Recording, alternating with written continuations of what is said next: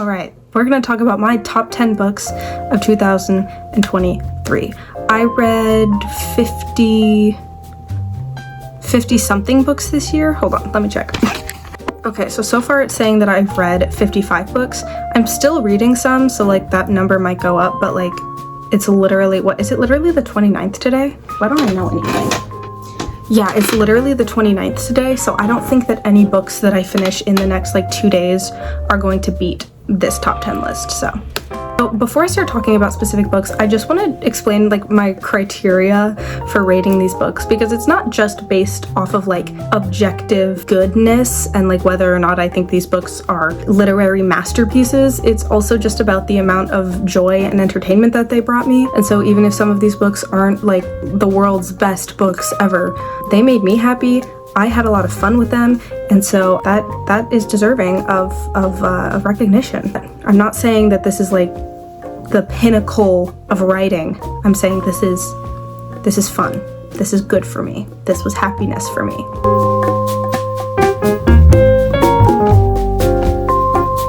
So in 10th place, I put Divine Rivals by Rebecca Ross, and I did a little reading vlog about this book. If you watch that video, it's literally just me like basically squealing and kicking my feet because I was just thrilled while reading this book. This is one of those books that was just so entertaining and so enthralling and so just This book is a fantasy, like kind of romantasy type thing about two rivaling journalists and a war between gods, and it's just mwah. This book, I probably had the most fun reading this book out of like all of the books I read this year. I just devoured it, and I actually just bought Ruthless Vows, and I'm gonna start it probably tonight, so I'm excited to read the sequel and see if that's just as good. The premise seems really interesting. I'm excited. This book was just so full of entertainment and beautiful quotes, beautiful writing. This book is very popular, and it's popular for a reason, and I just had so much fun with it. Remarkable. It's remarkable. Okay.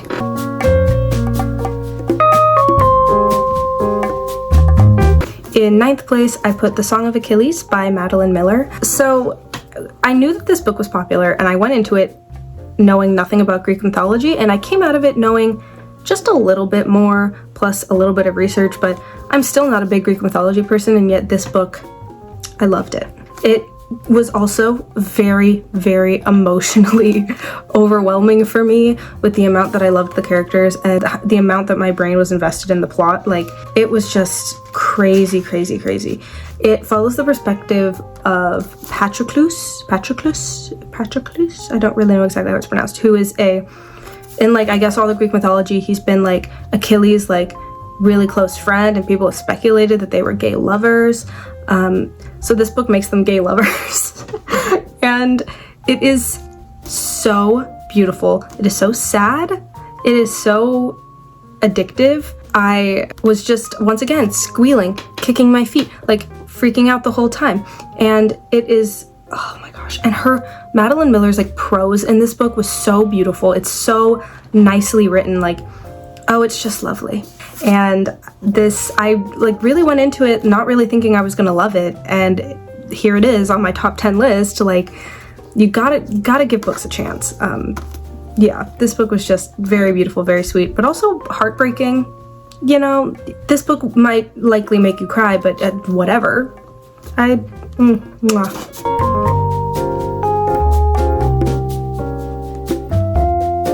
8th place, we have Mad Honey by Jodi Picoult and Jennifer Finney Boylan. This book, wow.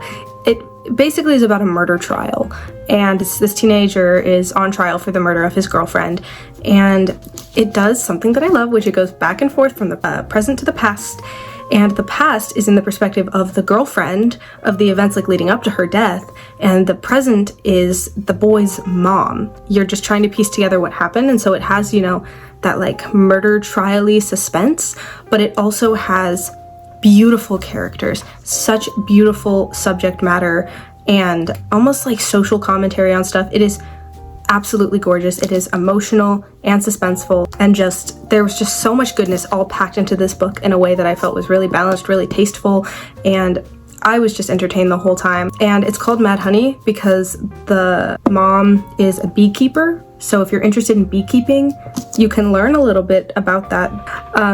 Yeah, but there's so many different topics that are touched on in this book, but I thought it was done in a way that was still entertaining and still like reasonable. Like it wasn't like too all over the place, which I think is really cool, that it could cover all of that and still feel like solid. You know what I'm saying? Mwah.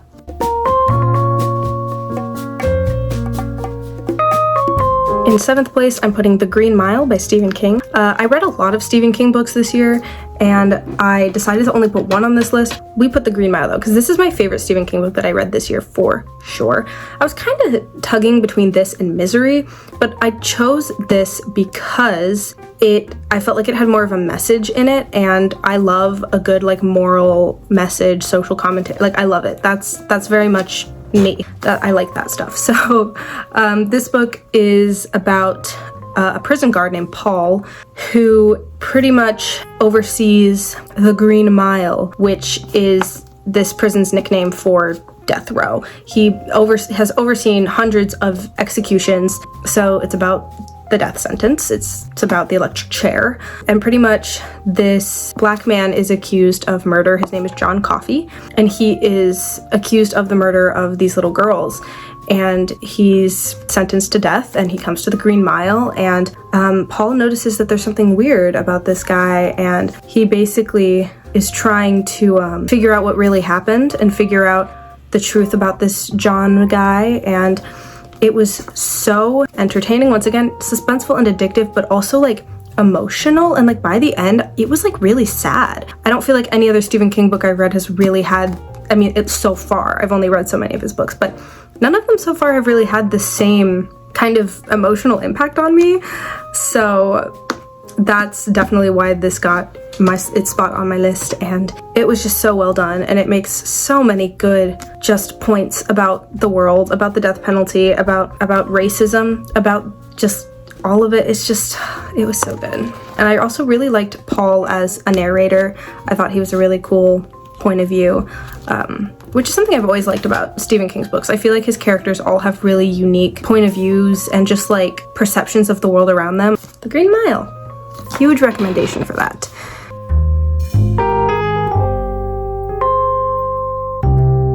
In 6th place is The Goldfinch by Donna Tartt. So this year I read both The Secret History and The Goldfinch, and I liked The Goldfinch better, which might be an unpopular opinion, but I read some other like dark academia books this year, and I felt like The Secret History was just kind of like, I mean, like it was amazing. I gave it 5 stars, but it didn't feel as impactful as some of the other ones. But this book was very unique. It was very interesting, and I just loved it. It just follows this young boy named Theo after the tragic death of his mother. It just kind of follows his life as he grows up after that event, and I feel like it was really beautiful. It just kind of points out some really important details of growing up and experiencing trauma, and the way that your environment impacts you, and the experience of just growing up in a messed up world, and just everything about it. It was beautiful, it was sad, it was hectic. I've heard a lot of people say that they felt that this book was too slow paced, and it is pretty thick. There's a lot in here, some of which, you know, is not necessarily crazy, exciting plot stuff, but I love Donna Tartt's writing style, I just love it. So I never feel bored when reading her books. I felt the same way with The Secret History. Like, even the most boring parts to me, I still enjoy reading. I don't find to be boring at all. Not everybody is that way, but I enjoyed reading just the more like explanations of his life and his experiences as a person. And I do feel like by the end, it all comes together to really explain his, you know, worldview by the end. I don't know, I'm not explaining this well. By the end, there's a bunch of really beautiful, just like explanations about what Theo has learned about the world and about his life, and I thought that it had some of the most beautiful quotes, some of the most beautiful, like, poetic explanations. If you like to read, if you enjoy the experience of reading words and learning through them and experiencing feelings and worlds through them, I think you'll like this book. If you're somebody who doesn't like kind of slower paced, kind of more detail-y books, then you probably won't like this as much, but it was one of my favorite things I've read this year, for show.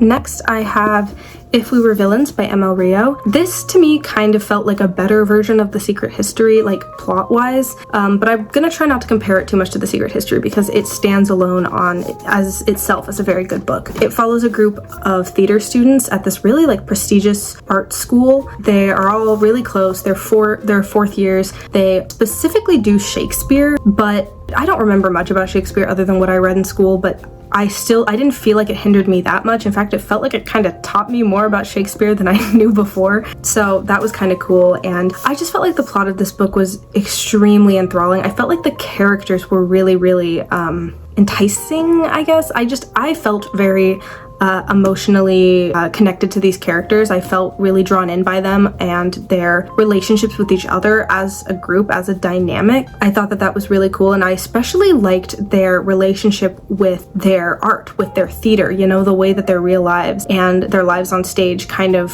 correlated and impacted each other. I thought that was a really, really cool aspect of the story, and it kind of goes back and forth from our main character named Oliver, who is in jail for a crime, and he's basically telling this detective the true story of what really happened after all this time. So we get to find out like what trouble did these friends get into at school and what kind of led up to, you know, what happened, who was trying to cover it up, why they were trying to cover it up, and I just loved it. I loved the setting so much. I liked the Shakespeare quotes. I've heard other people complain about the Shakespeare quotes in this book, but I liked them. I thought it was really cool, and I thought it was cool to take like that older poetry, theater writing and use it into a more modern story. I thought that was really, really neat. Another really cool thing, all of the characters fall under roles, like general roles, the same roles on stage: hero, villain, tyrant, temptress, ingenue, and extra. Like, once again, like that connection between the onstage and the offstage lives and their personalities and their like life experiences. This book is beautiful. It is atmospheric as well as very suspenseful, and in my opinion, I found it to just be one of the most really immersive, just like brain encapsulating books that I've read so far. It is really great, and I want to go back through and like skim through it and annotate it and just like refresh myself on the story because I really want to go back inside.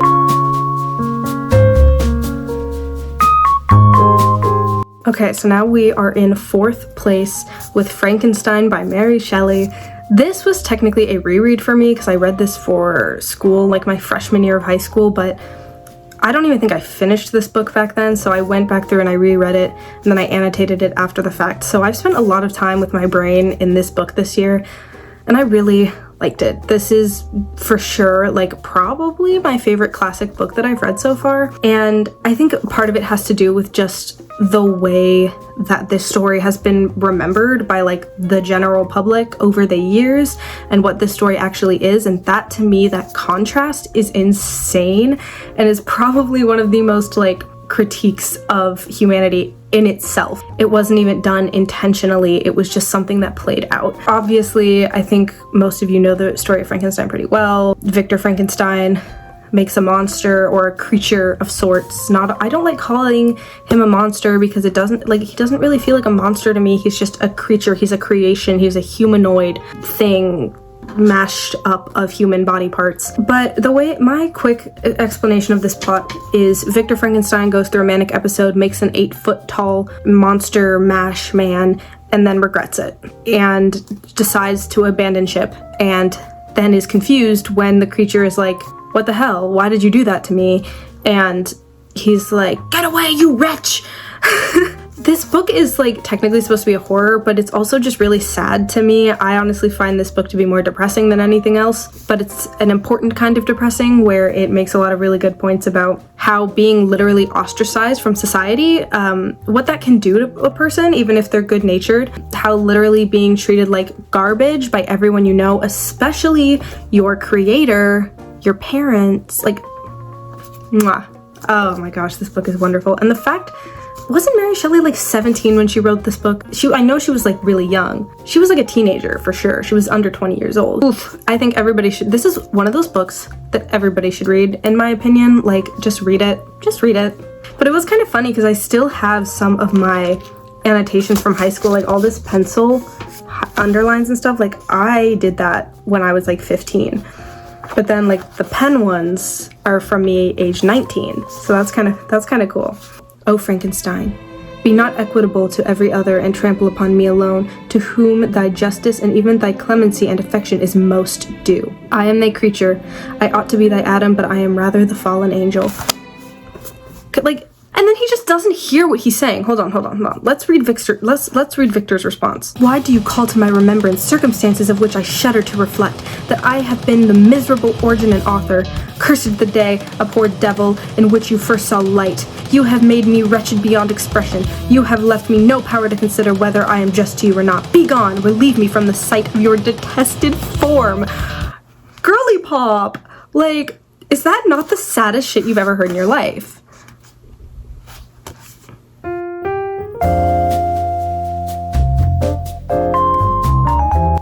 We're in the top 3.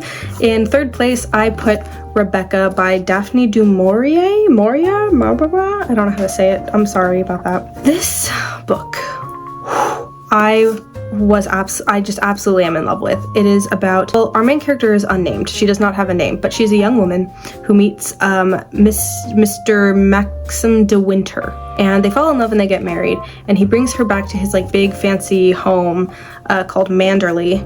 Maxim de Winter is widowed. His previous wife, his former wife, Rebecca, died tragically.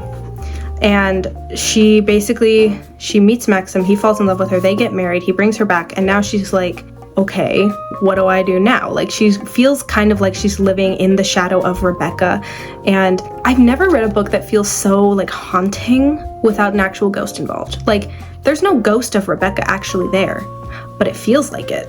And it's eerie and suspenseful and addictive, but it's also atmospheric and just like really, really well written and really, really beautiful, and it's very atmospheric. I would say it's got such a good aura in it. Like, you're reading it and there's just like an aura around your body. Like, and you're trying to figure out everything about Rebecca's life and Rebecca's death, who Rebecca was and how kind of where this girl's self starts and where Rebecca starts, how she's going to fulfill that role. I don't know how to explain it. It's just so good. Is probably my favorite classic that I've ever read, I guess. Like, I feel like Frankenstein is like more important message-wise, but this book is more fun. This book is significantly more fun. And there's a movie on Netflix, which I thought was okay. I didn't like hate it, but this book is so freaking fun. You can't escape Rebecca. You can't escape Rebecca. She's everywhere and she's nowhere. Because she's dead.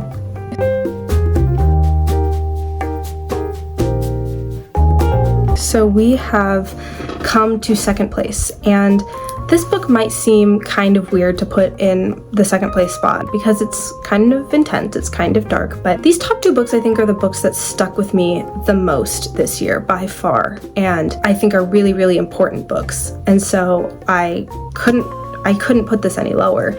And it is My Dark Vanessa by Kate Elizabeth Russell. This book is about grooming.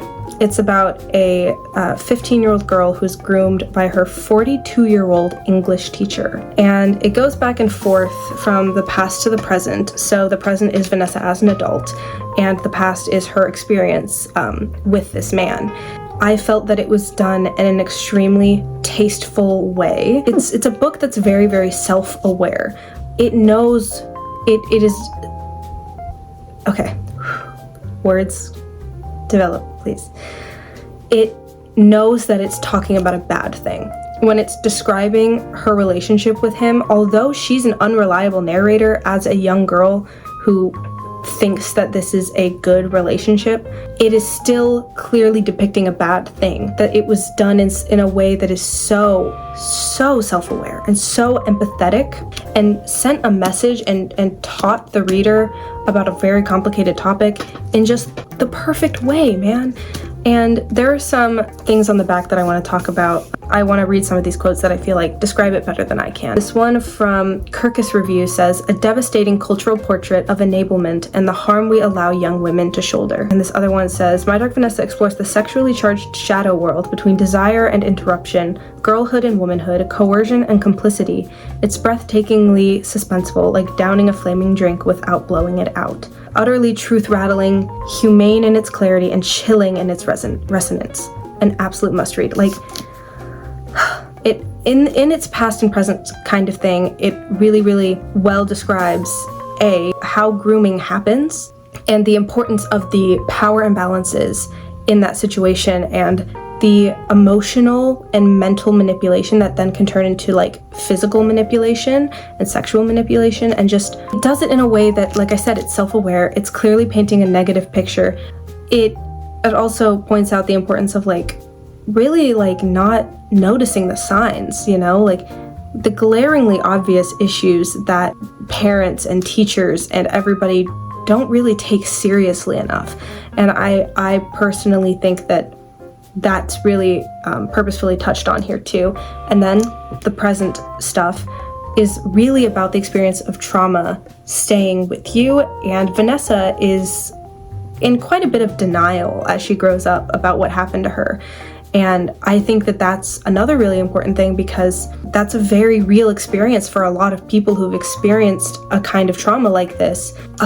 It is just so intense, but it is so purposeful. And I felt like I learned a lot.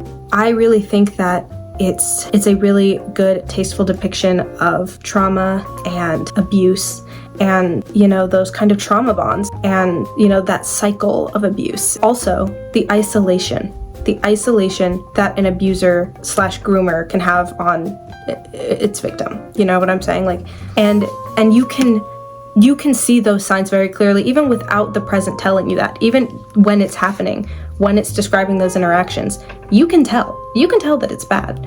You can tell that he's weird and that he's messed up, and it's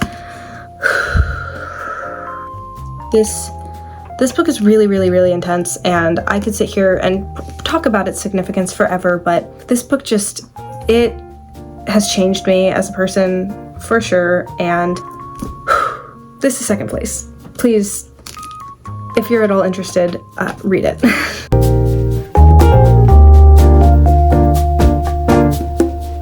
Okay, in first place, we have a book that I've heard pronounced quite a few different ways. Babel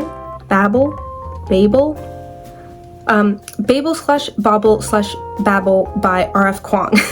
This is a book about, so it starts off with this 10-year-old Chinese boy whose mother dies of a disease, and I can't remember which one, but she dies of a disease. It's the 1800s, and he's like, great, so my mom's dead, what do I do? This white British professor comes in and is like, hey, you're coming with me. I'm taking you back to Britain. And he's like, why? And he's like, because I am. And he's really confused. He goes back and he wants to raise him to go to Oxford University and be a translation student. And so he makes him choose a British name, which he chooses Robin Swift. And we never get to learn his actual name. And I think that's purposeful, and it's very heartbreaking, but it's the way it is.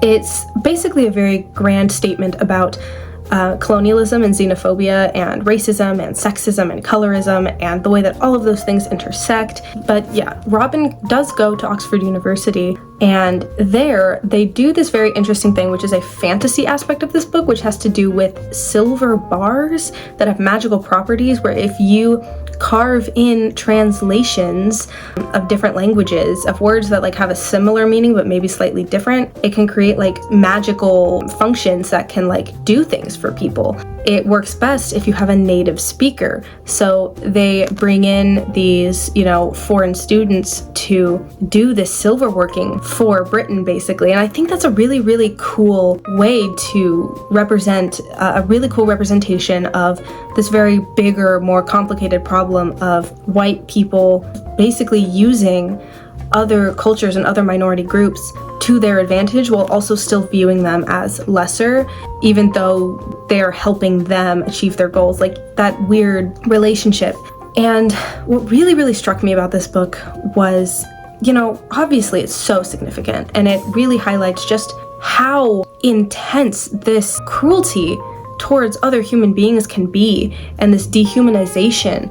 For me, it was just realizing that like you can't read something like this and read the just absolute intensity of it and think that it could ever be over at this point in time. Like clearly the effects of this are still here. No, even though this takes place in the 1800s, it does not disappear. No way could it disappear. After you read all this, like it is so intense, and then you realize this is what Western culture is built off of. This whole concept is how we got to where we are today. And it's absolutely insane, but it is in a way enlightening and really, really, while both being suspenseful and entertaining and atmospheric, of course, as it's like kind of like, you know, dark academia vibes. It is so significant in its message. And let's see, let's read some other, where are the quotes? Oh, here it is, praise.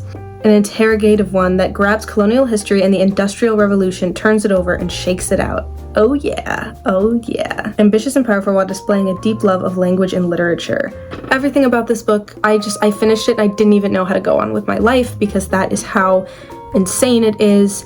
And this is another one of those books that I think everybody should read because it is so important. And there is, like I said, it's very suspenseful and very entertaining. There is, you know, obviously there's the aspect of magic, there's the atmospheric side of, you know, the school and the academia side of things, and a beautiful description of translation and just language in general. Like that in and of itself is just so fun to read and poetic in a way, which is like perfect.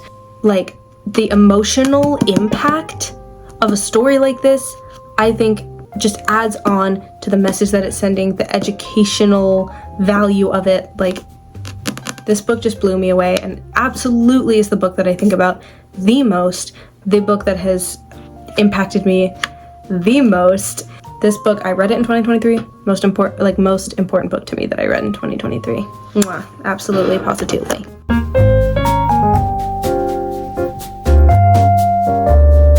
And then I'm gonna finish it off with some honorable mentions because that's just fun and I might as well.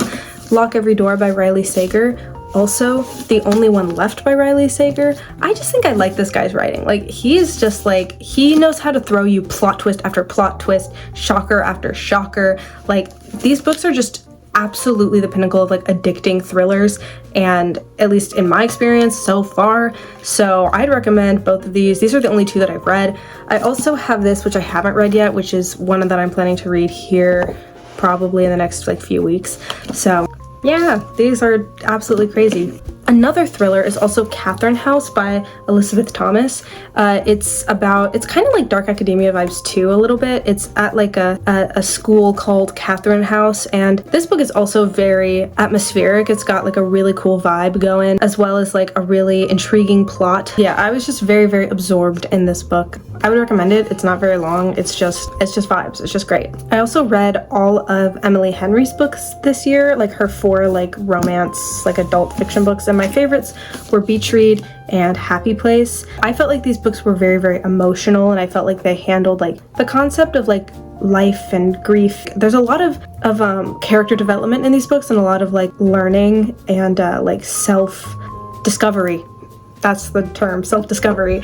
And I really like that. I felt like these books were really, really beautiful, and like the romance in these books is like, it's a part of the main character's like learning experience, but they're honestly not the main point. Like at the end, there is a lesson that the character learns that is outside of the romance, and I think that that is really cool. Like the way that the romance is used as like a device for that. I thought that was really cool. And all of the men in her books are good dudes. Like none of them are a-holes. They're good people. Like quick Stephen King run through. Misery was one of my favorites. This book is absolutely entertaining. It's so suspenseful. It is so suspenseful. Also, another suspenseful one, The Running Man. This book is like just so unpredictable. You never know what's going to happen next. And then the ending is like brain explosion. I read this in one day because I was just so like absorbed in. I also read one of his newer ones, Fairy Tale. I really liked this. A lot of people didn't like it, but I felt like it was so fun and so entertaining and so full of like adventure and interestingness. This is one of his more like fantasy type books. It kind of reminded me a little bit of The Talisman, but I think I kind of liked it more than The Talisman because it was more fun. This book kind of felt wild, and I liked the wildness of it. So a book that I really liked, that I was surprised that I really liked by him, was Cell. This book was, okay, look, like, might not be his best book of all time, but it was certainly entertaining. It is just about, like, cell phones making people go crazy, and it's like cell phone apocalypse, and it's just a wild ride from start to finish. But no, I think Misery and the Green Mile were definitely my top two. I also read this. This was one of my Christmas gifts this year.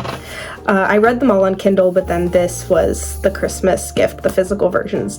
My faves were A Court of Mist and Fury and A Court of Wings and Ruin. These two were just like chef's kiss. This one was like weird, and I was like, why is everybody so obsessed with this series? I don't even see where this could go after this. And then, wow.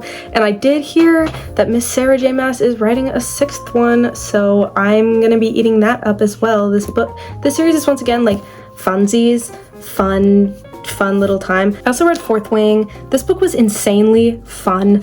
I don't think that it was like a masterpiece by any means, of course, but I thought that it was really, really fun. And I'm considering reading Iron Flame, but I haven't heard great things about it. So I don't really know if I want to, but like, I did really, really like this book. I just had fun with it. I was just like sitting there with like my little tabs, and I was just like, this book is fun, but like, it was just a funsies little book for me. So I think that's it. I think that's all. I think that's gonna tie it up into a nice little bow for my favorite books, and I'm excited to read more in 2024. Have a great day. Good night.